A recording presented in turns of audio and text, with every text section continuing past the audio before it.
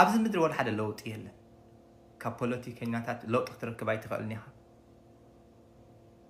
ካብዚ መንግስታት ኣብዚ ምድሪ ዘለዎ ወላ ሓደ ለውጥ ክትረክብ ኣይትኽእልና ወላ ሓደ ዕጋበት ክትረክብ ኣይትኽእልን ኢኻ ግዜኻ ጥራይ ከተጥፍእ ዕድሜኻ ጥራይ ከተጥፍእ ዘለኻ ደስዋይ ናብ ኢየሱስ ክትመጽእ ኣለካ ኢየሱስ ካብቲ ዘለኻ ሽግር ከውፃእካ ዝኽእል ሓይሊ ኣለዎ ኢየሱስ ኣብ ዝተፈላለዩ ኣብ ሽግር ኣብ ሕማቅ ኩነታት ክትህሉ ትኽእል ኢኻ ካብኡ ግን ከውፃእካ ዝኽእል ሓይሊ ኣለዎ ኣብዚ ምድሪ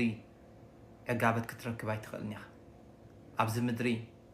ሰላም ክትረክብ ኣይትኽእልን ኢኻ ኣብዚ ምድሪ ተስፋ ክትረክብ ኣይትኽእልን ኢኻ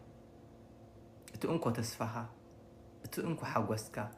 እቲ እንኮ ደስታኻ ክኸውን ዝኽእል ኢየሱስ ክርስቶስ ወዲ ህያው ኣምላኽ ጥራይ እዚ እቲ ሓቂ ካብዚ ሓቂ ወፂኻ በቲ ኣፍ ገፋሕ መንገዲ ትኸይድ እንተሃሊኻ ንኽትሪኦ ጥዑም ክኸውን ይኽእል እዩ ንኽትሪኦ ፅቡቕ ክኸውን ይኽእል እዩ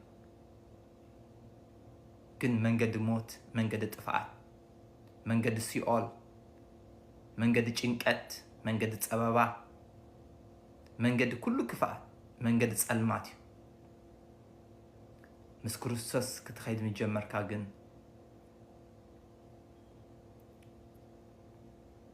መንገዲ ሰላም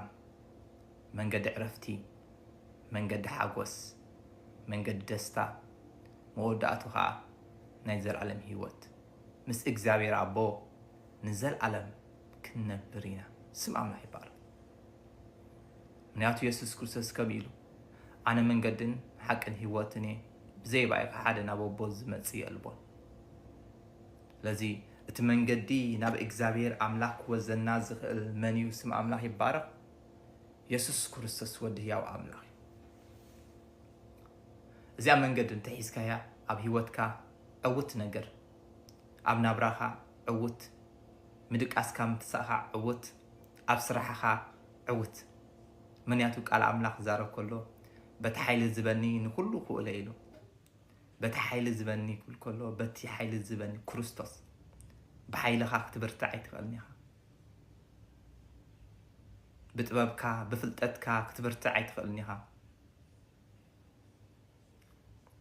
ንዓለም እውን ብፍልጠትካ ብጥበብካ ብሓይልኻ ክትስዕራ ኣይትኽእልን ኢኻ